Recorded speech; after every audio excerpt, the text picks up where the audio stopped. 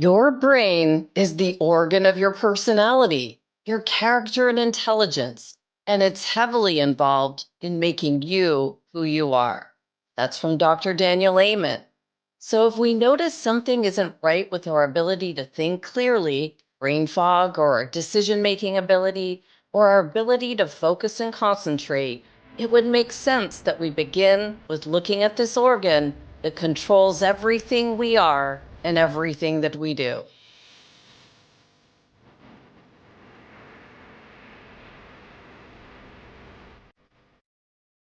Welcome back to Season 10 of the Neuroscience Meets Social and Emotional Learning podcast, where we connect the science-based evidence behind social and emotional learning that's finally being taught in our schools today, and emotional intelligence training used in our modern workplaces for improved well-being, achievement, productivity, and results, using what I saw as the missing link: the application of practical neuroscience. I'm Andrea Samadi, an author and an educator with a passion for learning, and launched this podcast 5 years ago with the goal of bringing all the leading experts together in one place to uncover the most current research that would bring back how the brain learns best by taking us all to new and often unimaginable heights. For today's episode number 309, we'll be speaking with Dianne Kosto. She's the CEO and founder of SYMMETRY Neuro-PT. Dianne is a mom on a mission to make neurofeedback to help the brain learn to better regulate, accessible and easy, with a global vision for improving the lives and brains for families who've got a member struggling with physical or emotional pain that we all know disrupts everything in our day-to-day life. I wanted to cover Dianne's work on the podcast because while I've heard about neurofeedback as a brain-based therapy to improve brain function without medication, I don't know much about it. Let's meet Dianne Kosto and see what she's created with SYMMETRY PT to help all of us to live happier and healthier lives with our brain health and function in mind. Dianne, it's wonderful to meet you today. Where are we reaching you today with your lovely background there? I'm in my home office in South Carolina. Beautiful, beautiful. Yeah. Well, you've reached me in Arizona, so I knew that there can't be snow where you are unless that's a background. So we're in similar climates, right? Yes, it's awesome. This is a great time of the year, right? In the fall, get rid of that summer overwhelming heat. And Yeah, we're still in Arizona. We're still at 80s, 90s, so it's starting to cool down. But this is the time of year where, anyone who lives in Arizona is grateful to be here because it's starting to be the weather that we look forward to. nice. So, Dianne, I want to dive in right away here because I think that the company that you founded solves a critical need in the world today. And when I saw your work, I thought I've got to have you on because I've heard of neurofeedback, but I don't know enough to explain it to people. So, I think that anyone in the world today has seen the effects of high stress in our daily lives. We've all seen it. But can you start out with why you founded SYMMETRY Neural Pathway Training and just start there? Yeah. It all started with my kiddos. I'm a mom on a mission. I'm still a mom on a mission. But when my little guy, my youngest, was very impulsive, off the charts. And so normal, typical school environments didn't work for him. I would often get a call, you need to come and get him. He's not following the program. And I tried multiple environments. I kept thinking if I could put him in the right place, he'd have success. But everywhere he went, there he still was, right? He still had impulsivity. So private school, homeschool, boarding school, homeschool again, military academy. I mean, this is from age 5 until about 12. And I kept looking for a solution that he would not end up being a troubled teen, but kind of seeing that in the headlights, that was coming up. And I tried every different parenting book I could think of. Professionals just kind of shook their head. He didn't come across as typical. He just came across as 110% boy with a bad attitude. And there was a very volatile environment between my older son, him, and myself, and at home. So I kept trying to tough it out of him, and just be firm and be that strong parent, the mom and the dad. Anyway, so he ended up going to the military academy. I kind of told him that was he needed to make that work for him, because at this point he was refusing to do schoolwork. He was, on video games nonstop that he found from his friends, and like just total defiance and out of control. And so he goes to the military academy. I get the call to come and get him. And I made one of the hardest decisions of my life and had him transported from there to a therapeutic program in Nowhere, Utah, just Kanab, Utah, actually. And I thought, well, here we are. At least they're going to know how to help him now. We went through all these years. I went into debt, spent money I didn't have, tried medications at one point. That was really heartbreaking. That's how he just lost his personality, So anyways, he ends up in the boarding school, and guess what happens a few months into that? They call you.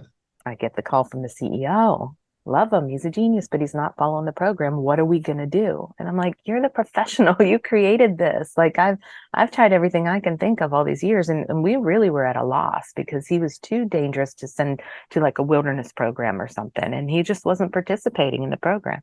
So thankfully, whatever you believe in, God, universe, miracles, I was introduced to the founder of the Neurofeedback company on Hilton Head Island, South Carolina, where I lived. And this was a chiropractor, and he was teaching chiros how to bring neurofeedback into their practices and help people in a more systematic, easy way. Because, as you said, neurofeedback sometimes isn't easy to understand or to explain. So I was introduced to him and told him our story, and he said, that's the kind of kid we can help. So I said, what can I do? Let's do this. And I went through his training. He entrusted me with a $22,000 system at that time, and I drove from South Carolina to Utah and incorporated it into that program. Thankfully, they had space, they had the openness, they knew that we were out of options. They also had heard about neurofeedback, but didn't really know how to bring it in. And so I did. I started running sessions on my son and some of the other students. I shared the information with the parents, and everybody was on board with, let's try it. It's non-invasive. What can it hurt? And I just watched the subtle changes over time in my son, and it saved him. It really saved him. It gave him that pause before reacting that he never had since birth. And he was able to start participating in the program. And of course, I was excited, but I was also a little bit like mad that I hadn't heard about this before. All those years, all the trauma we went through. So it launched me to do whatever I can to make it more available For everyone else. What specific changes other than that pause did you notice? Did his whole outlook change when he realized that he could slow down, or what happened? It was really interesting, and it was gradual. It was not a quick fix or magic pill. It takes time for the brain to learn. So at first, the first things I noticed was the dark circles under his eyes started to lighten up, which means maybe he wasn't really getting restorative sleep. So that started to happen. He started to look a little bit brighter. It seemed like he started to trust himself a little more gradually. And he started to engage with the other students and elements of the program, make different decisions little by little. And then you could see, he wasn't triggered as easily. And one of the best things, quite a couple months into it, was the spark kind of coming back in his eyes, and that gives me goosebumps, because so many of them, by the time they were there, went through all kinds of things like my kiddo did, feeling like labeled and failures and not knowing, how to feel good about themselves. They lost that. And so that was really the coolest, was to see that spark and that brightness just kind of come back into them, when they walk in the room. But that doesn't mean that he was the perfect kid and he made all the right decisions from there on out. He still was a teenager, and he had habits, and he had hurt and wounds from all that we went through. So it took time for him to process that, to really gain that trust in himself and become the person that he is today. This is a powerful story. And so for people like me who might have heard of this treatment, if I haven't used it myself or experienced or witnessed what you went through, can you just give an overview of what exactly he had to do? Even in the beginning, I was like, does he put a machine on? What exactly is he doing to get these changes? Right.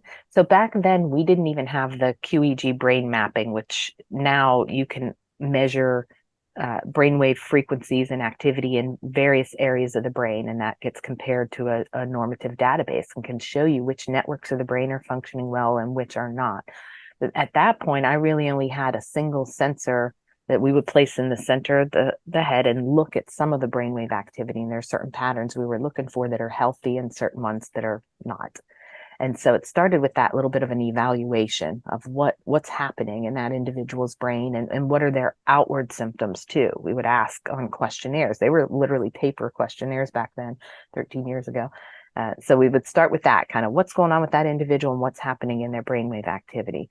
Based on that, there would be a series of sessions that that individual would participate in. So my son would come in, I'd put a couple ear clips on his ears and a little sensor on the top of his head, and he'd be kicked back in a nice relaxed position watching something on the screen. And you can watch, now we can stream anything online, Netflix, YouTube, Hulu, anything of interest. And the software puts an overlay over top of it, and it'll play a little bit brighter and louder when the brain's meeting that pattern you want to encourage, and then dimmer and quieter when the brain's not meeting a healthy pattern. And so they're really, it's technology driven learning. The system is measuring the brainwave activity and constantly talking to the brain, giving it a reward, saying, hey, you can see that better now. And naturally, the brain wants to see and hear things better when you're interested in it. So it's just a natural learning process, really. And it's using that technology to really get in there to what that brain needs to learn in order to better regulate. So it's not as complicated as people or maybe the field has even made it seem to be. It's Right. technology driven learning. Yeah. Mhm. And now That I see why it's called neurofeedback. It's right. feedback. And before I thought, what is neurofeedback? It's machines. And but you've explained it in such a way that we can all understand now. Yeah. And there are different styles and different approaches of neurofeedback now. The field is constantly trying to find everybody wants something quicker, faster, stronger, better, So there is a lot of different equipment and fancy stuff out there. And some of them will use a low level current or a magnetic stim or something to try to reset the brain quicker. But the version that I've used for these 13 years and had great results with is just what we talked about. It's technology driven learning. There's nothing forcing the brain. It's allowing the brain to learn as it's ready. And that's why a mom on a mission could go out and do this, Right. and we can successfully send it into homes and help professionals really start helping people within a couple of days. And it doesn't take 5 years and a fortune to figure it out. Right. Now I'm just connecting some of the podcasts I've done in the past that I didn't put in the questions, but I did this interview with Fisher Wallace. It's a brain stimulator. I put it on my head and it vibrates, and it's supposed to help with improving sleep and reducing anxiety and stress. Do you think that's similar? Would that be like a considered neurofeedback because it's vibrating, or is it different from what you're explaining? So I don't know that specific tool, but from what it sounds like, it's trying to reset the brain. It's putting some stimulation, the vibration through there. There are different programs like the Safe and Sound protocol that will do that by with sound. If it's not measuring something in the body, then it's not bio or neurofeedback, because the bio and the neuro part is measuring something in the body, and based on that information, then you're providing something for the brain, for the body and the brain to learn from. Got it. So always think about that, the biofeedback and neurofeedback. There's got to be some type of tool measuring something biological in the body and then giving the feedback. So that seems to me more of one of the tools that's providing a stimulus or something to try to help the brain reset. Got it. And we did measure, when I did a study, we measured with a Fitbit to see the improvements, just to so I can see Yeah. how, but it wasn't, everybody doesn't get the Fitbit to measure. But then what about, how does neuroplasticity occur with this? How is the brain actually rewiring and changing? Hmm. It's the same process. Like I said, it's a natural process for us. Anytime we learn anything, when we learn to ride a bike, when we learn to write with a pencil or play a musical instrument, what do? We practice, practice, practice. And then pretty soon we're doing it without even thinking about it because there's a new neural pathway in our brain. That's what happens anytime we learn something. So it's just using that process. We're repeating, the person has to come in for a series of sessions. We like them to come in at least 40 sessions for maybe 30 minutes each or more. And that's that practice, practicing to learn to write, practicing to ride that bike. Same thing. Got it. Now, what are some common issues that you see are improved with your treatments? Well, the sleep thing, I've over the years learned how significant that is for so many of us. And you wouldn't think that a kid could have a sleep disturbance or not get that restorative sleep, but it's happening a lot in our society. So that's one of the first things we watch for is improved sleep cycles and those dark circles lightening up or people just feeling more rested. And a lot of people don't even know the difference until they start improving that. So we see that a lot. Anxiety is the biggest really right now. I mean, even a couple years before the pandemic in the QEEG brain map reports, we would see more and more patterns of anxiety than before. Even people that came in with cognitive challenges or ADHD or memory issues, we'd look and there was a component of anxiety along with that. So I would say that's the biggest thing we're seeing now. But you really can Google neurofeedback for whatever and find a case study or article about it. There's a whole bibliography of information on the International Society for Neuroregulation Research. That's isnr.org. It's really a lot because think about it. The common factor is the brain. And our brain waves do get dysregulated for different reasons, stress, trauma, developmental challenges, toxins, lack of nutrition. Who hasn't experienced that? I haven't seen a perfect brain map yet. Right. So most of us have some type of challenge. And a lot of times it's just being medicated or managed. Whereas when you take a look at the brainwave activity and the nervous system that's involved in it, usually you can kind of help better regulate that and things will fall by the wayside. Well, this goes right into my next question because it's the whole reason I do this podcast. I noticed, social emotional learning wasn't taught in our schools today, but either is this understanding of the brain. And you've got a really good handle. You're able to explain everything that's going on in a way that people can understand it. So I can tell that you've been doing this work diligently for years, looking at the research. But when was it that you saw this and thought, wow, I had no idea how important that the brain is for our results? When did you notice? Well, I appreciate that. And I've been trying to keep things simplified so that people can understand it at that level. But I think I started to wonder about my own son the last few years, knowing that he had been through so many different things, different programs, different environments. And I knew that he knew how to behave. And, I started thinking there's got to be something wrong, like with him neurologically. I even took him to a pediatric neurologist. I thought maybe he had Tourette's or something because his impulsivities and his explosiveness was too extreme to be just a choice. Sometimes I started to wonder. So the last couple years of trying to figure out what to do for him, I started wondering. And then when I talked to this doctor and I picked up my first 2 books on neurofeedback, I was like, this makes sense. It totally makes sense. And I could recognize it then in my son, and I could recognize other things in him, maybe anxiety related, like tics and different behaviors that we just didn't know what to think of. And so, yeah, it was back then, probably 15 years ago. And then it's a never ending learning process because we're only in the cusp of in the beginning of it, but there's still a lot to learn. Every few months, I'm taking in some other information and trying to share that. Well, I'm so grateful that I found you to, explore an area that I had heard of but didn't know enough about. So this is kind of opening up my mind here. And for anyone listening that tunes in, it's just another avenue of how we can help our brain to work right so that we can work right. Right. Yeah. And we're using all of these tools, like you mentioned, the Fitbit, and we're measuring a lot of things now, helping. There's meditation tools on our phones and apps and everything. So it's time to move this into that realm. We should all know about it and have access to the basic version like I use that's not putting a low level current or anything. It's just natural learning process. Right. Well, can you explain a little bit about the research? Because you do it so well, and I find this part fascinating, how we actually can change the structure and function of our brain. What has the research shown? Mm-hmm.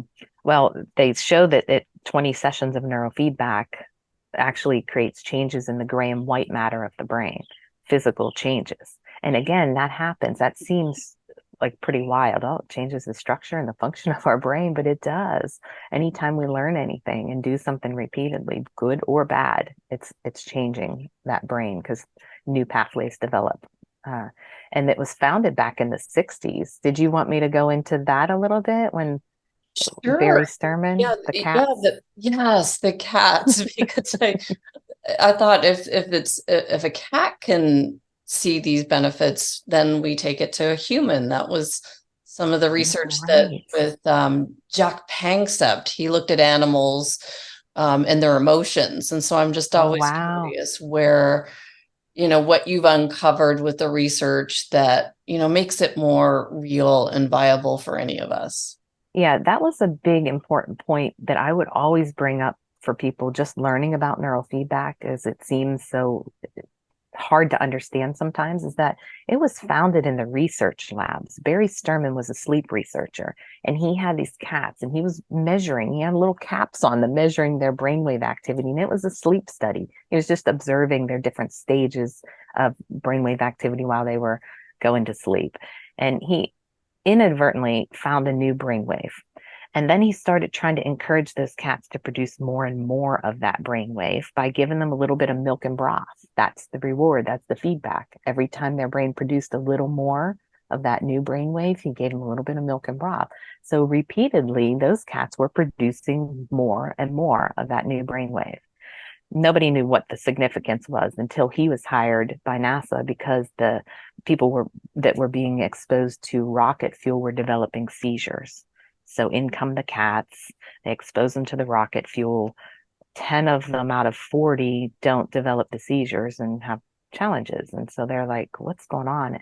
They quickly discovered that those were the cats from the prior experiment. They were taught to produce more and more of that brainwave at will.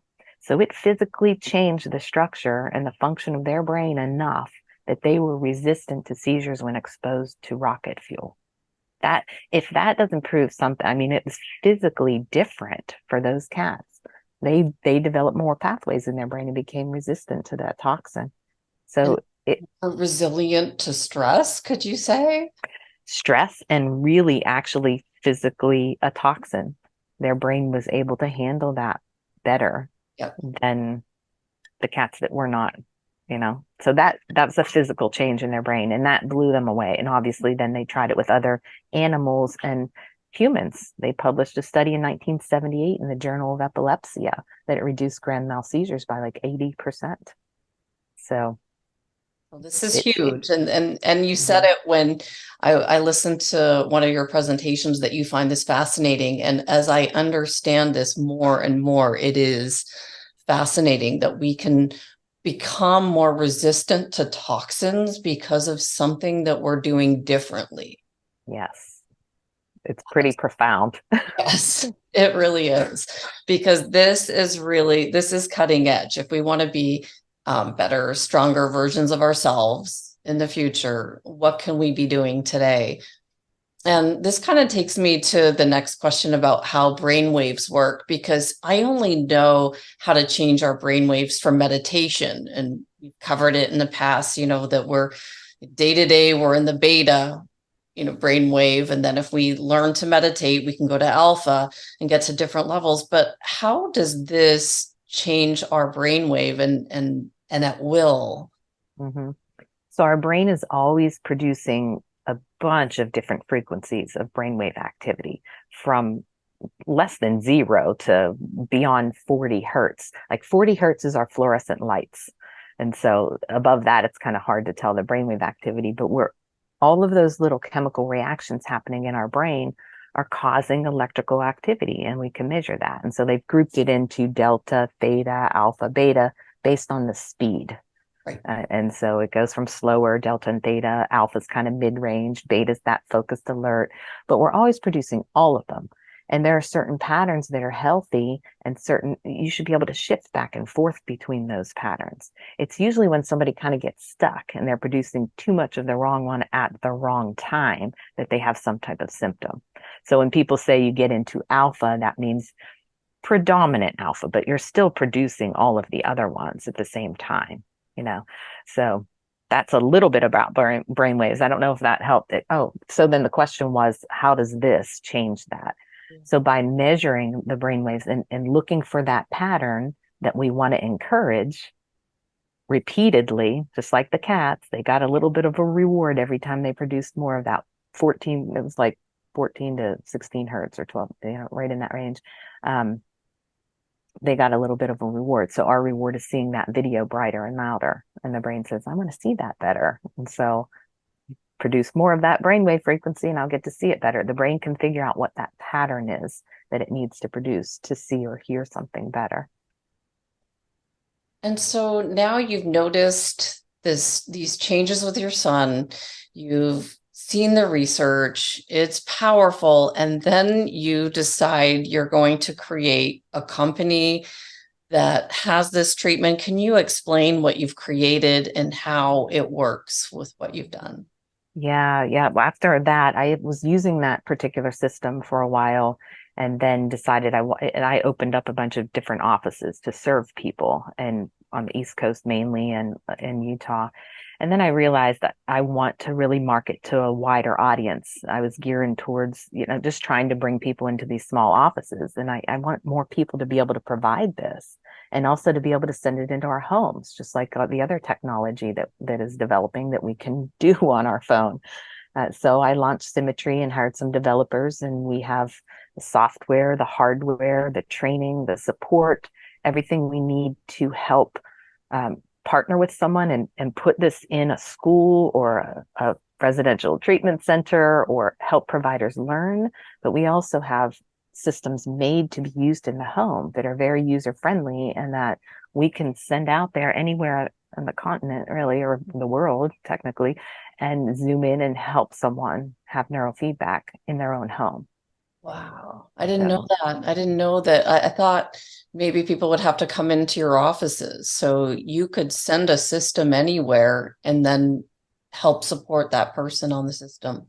Yes, I've gradually closed all of those offices that I had, especially then after COVID. It's like, well, why? We can do it at home, and people are even more comfortable with that now than they used to be.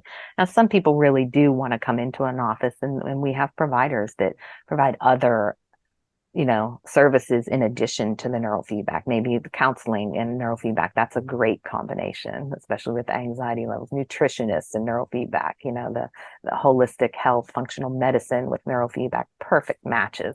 So we still want some offices out there and we'll help people do that. But personally, I started to close mine so that I could focus on getting the word out there more to people having it at home too. So let's say someone's listening and they have the same need that you had with your son, and they want to know what is this? Would they go to your website and get a consultation with you on how to begin? Yeah, I think they should definitely check out the website. We have links on there to schedule a time to talk with us and, set the expectations, talk about your particular circumstance, make sure it's a good fit, because this does take some commitment. It's not going to be a quick fix. You're going to have to set aside time to actually do it. And so we want to talk to you first and set those expectations. And everybody's different as far as the response time as well. So yeah, certainly have a conversation with us first. We have some research links on there. We have videos that you can check out and try to understand the process as well. And then if they were interested, they would work with you. And then is it a device that gets sent to the home? What is it that how does it actually work? What are the parts of? Yeah, the physical parts of it would be a laptop and a small square box that is going to be the specialized amplifier that can pick up that brainwave activity and filter it out from the environmental noise. And a couple sensors. We talked about sensors. It's just a little small silver cup that's about the size of a pencil eraser. There'll be two of those and a couple ear clips, and then some conductive paste that holds that on. It's sort of like the kindergarten Elmer's glue, but it's just saline solution to help the sensors stay on the head. And that's it. It's just a small kit with a laptop that would send to you.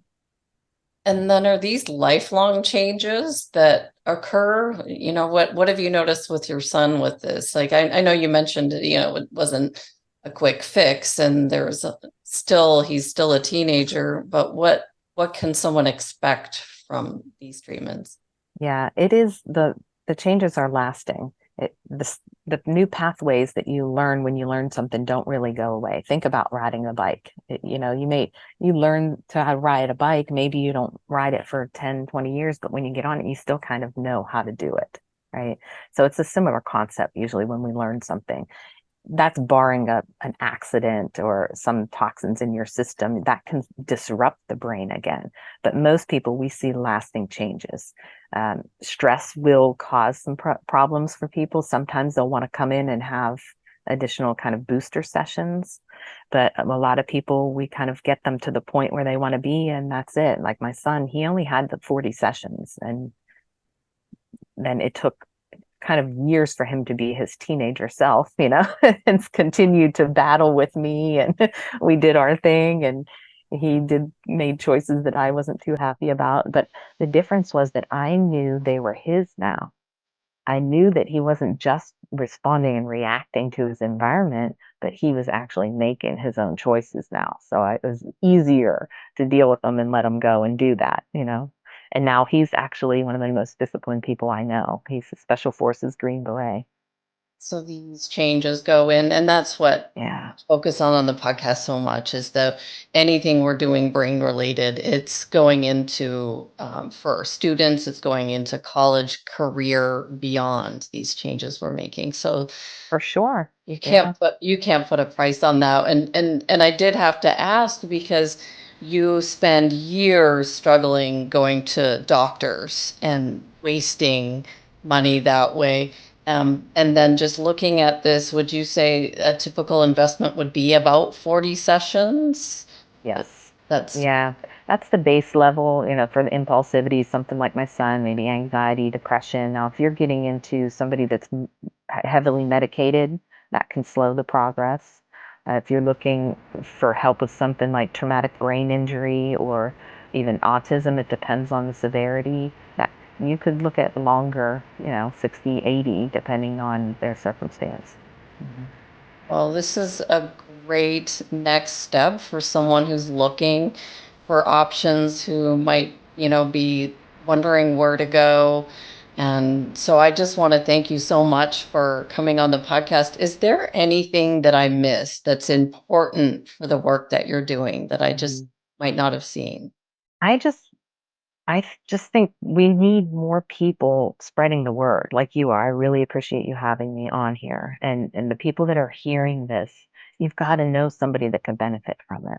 And also getting the public to start to demand it and request it more and look for it and utilize it. It's going to come from the bottom up. Big pharma's not supporting it. So we've and it's a natural process. So there's no harm.